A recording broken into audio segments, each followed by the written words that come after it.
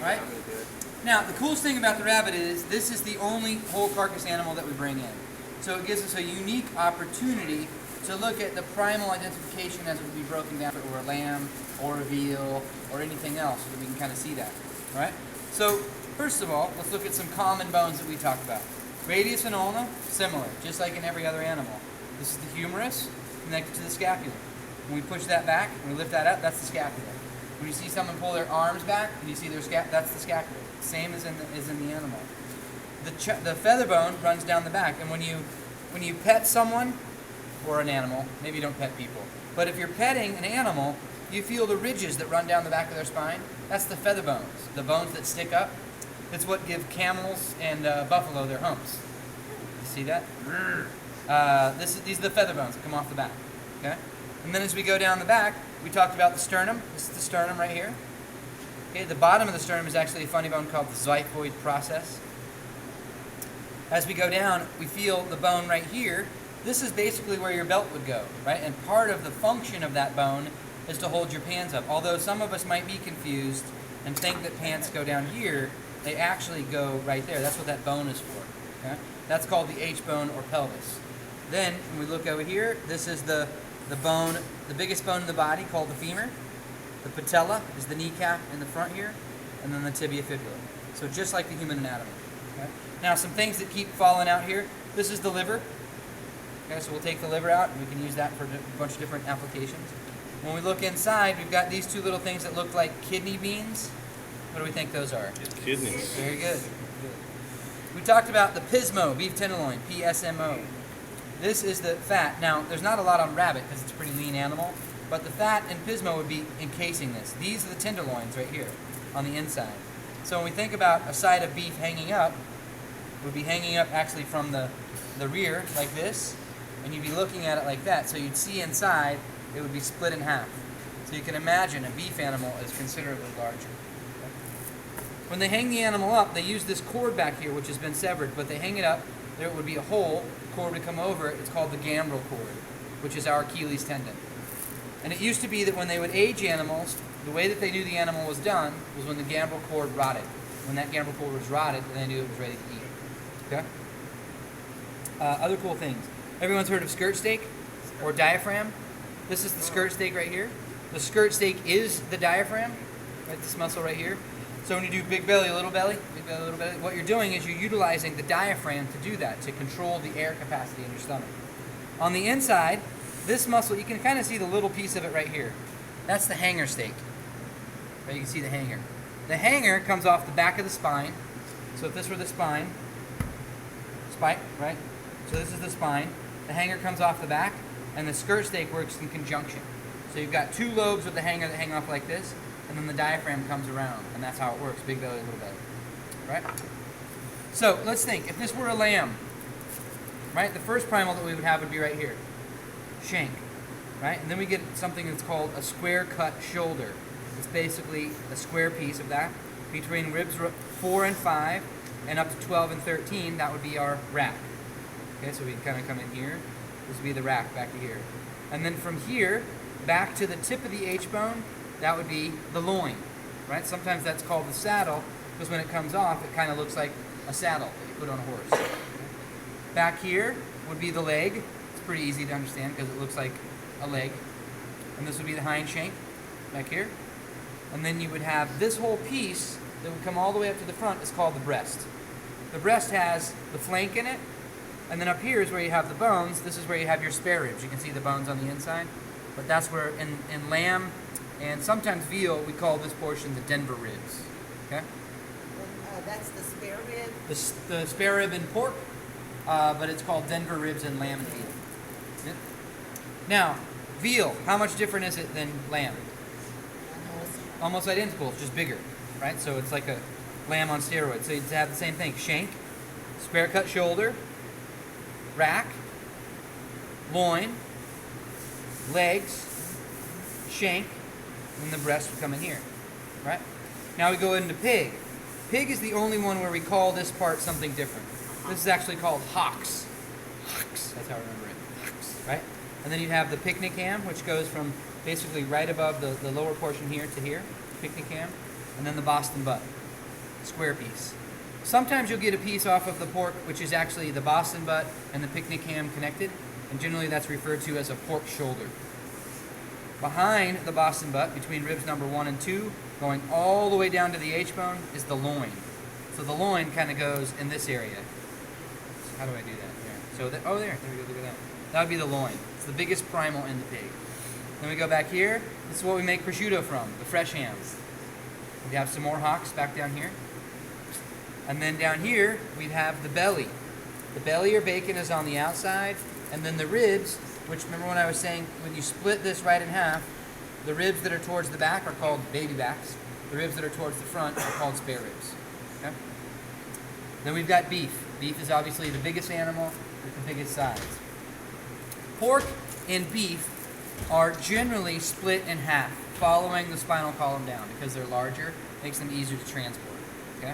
So, on the beef animal, we're going to have the shanks, and then we have a massive piece here that's called the chuck. And the chuck will generally include a little bit of the humerus. It's kind of contracted up like that. Then between ribs number 4 and 5, back to 12 and 13, we have the rib. 12 and 13 back to right in this area, you have the sirloin, the short loin. Then from here back, you have the sirloin. And then you have the round. It's like the steamship round. And then back here you have the shank again. Come around here, this is the flank. And then up from the flank where the bones are is the plate or short plate. And then up here, this is where it's kind of cool to see. This, in us, is called our pectoralis major. Remember when I hook my thumbs in there to do the funky chicken? That's the brisket.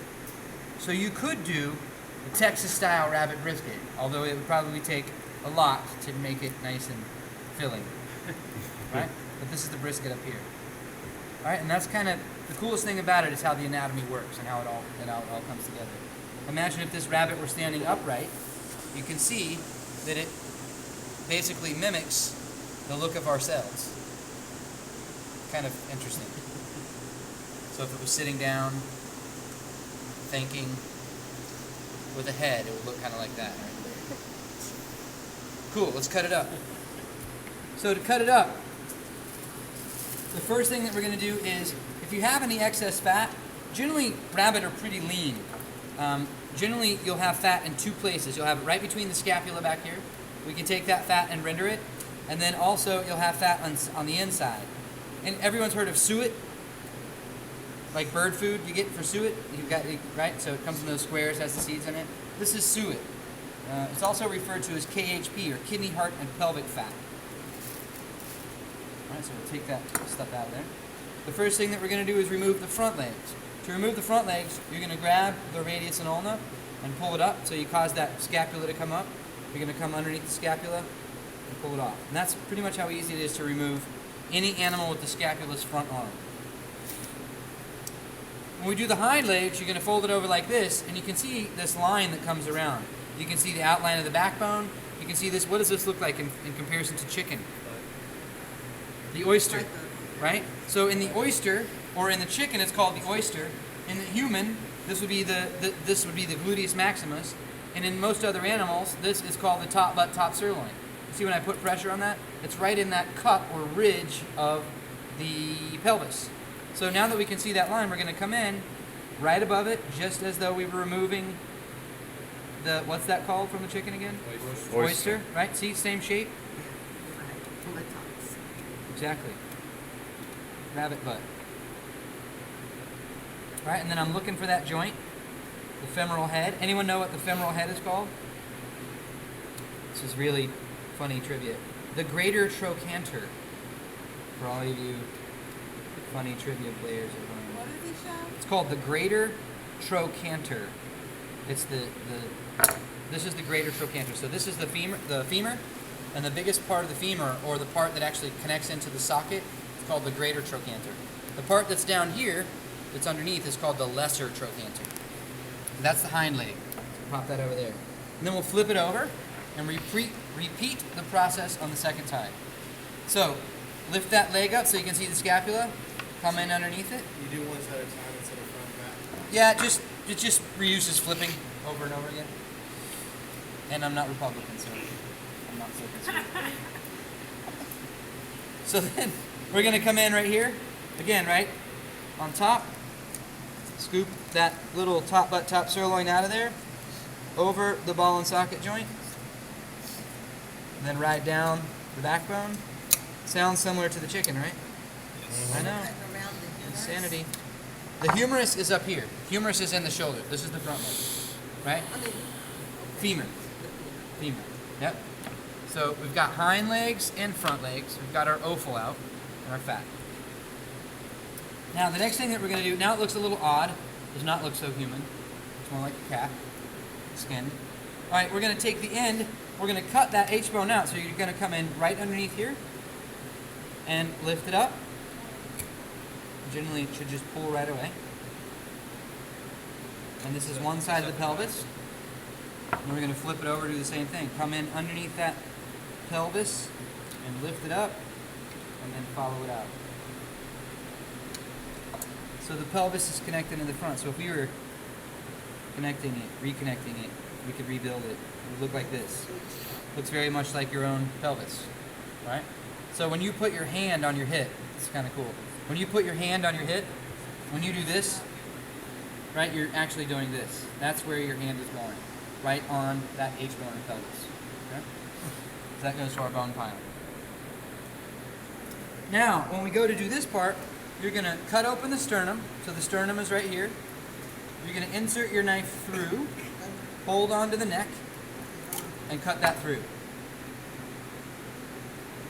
Okay? Then, what we're going to do is we're going to flip it over. And the whole reason for cutting that is it provides a little stability when we go to cut it. And if it's still kind of wiggling around on you, you can give it a little. We're going to start in the neck. This is actually the atlas joint. The atlas joint is the bottom. The atlas joint is a cup like this. Then the axis joint goes on top of that. Axis goes up and down. Atlas goes side to side. And that's what allows you to turn your head all the way around. So pull it on the sides like this. See, I'm kind of pulling it using my finger and thumb to pull the meat away. So as I cut it, I can see more clearly down into that neck. Braised rabbit necks are delicious. I also like to do confit rabbit necks. You can see once we start cutting into there's a good amount of connective tissue. Really benefits from a slow, low cooking. A little salt cure. No one ever said yucky to duck fat. Not in this class. Right, so now we get into it. We can ride that feather bone down. And as I'm cutting it, I'm pulling it with my thumb and cutting down against the bone. So cut down. Now you can see the feather bones much more clearly. See how they stick up? Okay, and I want to start that. I'm going to keep following down in the neck.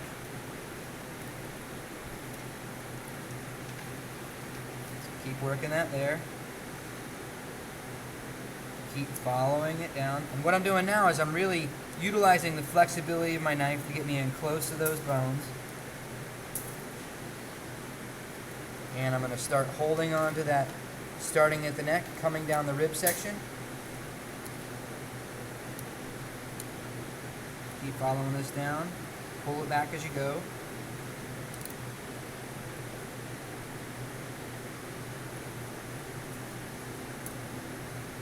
Come down here. Now I'm starting in, when I end with those ribs, remember we were talking about porterhouse, a short loin today. What were the two steaks that we got out of a porterhouse?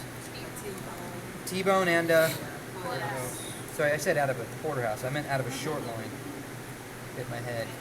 So, as we start working down this would be a rack. So if you were talking about a rack of lamb, you'd have the eye of the muscle, the longissimus dorsi would be here. You'd get the bone. You remove the chine and the feather bone. And we start getting into here where the rib bones end, the finger or loin bones begin. So we keep following this down here. When we get into the finger or loin bones, that's when we get into the short loin territory. So you can see here, these are the finger or loin bones, these are the rib bones. Where the ribs end, the finger or loin bones begin. When you're in your car and you're playing with your lumbar vertebrae and it's doing this number, that's what's happening right here. This is your lumbar vertebrae. This is your thoracic cavity.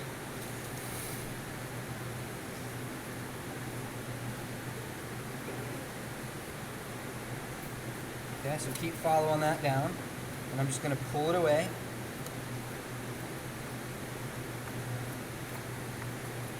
When I get down into my loin, So now I can see those finger or loin bones clearly, and I've taken out my pelvis so I can go in here.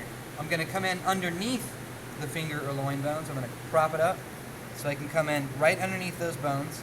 And what muscle is underneath that? What were the two muscles in the porterhouse or T-bone? You had a strip on one side, or sirloin, tenderloin on the other side. So what I'm doing right now I'm on the interior. This is the tenderloin. So basically what I'm doing is I'm cutting that tenderloin out. So I can come in here and cut the tenderloin out.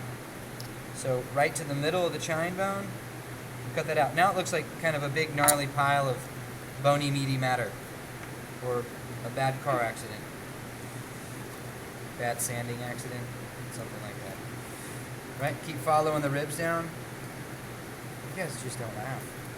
There's no laughter. Okay, so this is what it's going to look like when we get it all off. So come down the neck, all the way down the feather bones, come to the finger or loin bones, take the tenderloin out, clean up those ribs. And then we get this, when it's all nice and clean, we get the loin. The tenderloin is on the inside right here, and this is called the loin with the tenderloin and skirt still attached. Now if I was going to serve this, it looks kind of weird here. There was a hole in that we kind of missed, so I could put it back together like that, roll it up. I would cut it flush here, use this to make a force meat. I'd also use my leg meat to make a force meat, and then I would roll that up into a roulade. What we're going to do for sending them upstairs, we're going to roll it over like that, and then roll it up so it's this nice, pretty looking raw burrito, like a rabbit sashimi. Groovy? Now we're going to do the same exact thing on the other side. All right? And so what I'm going to do is have everyone grab their chicken and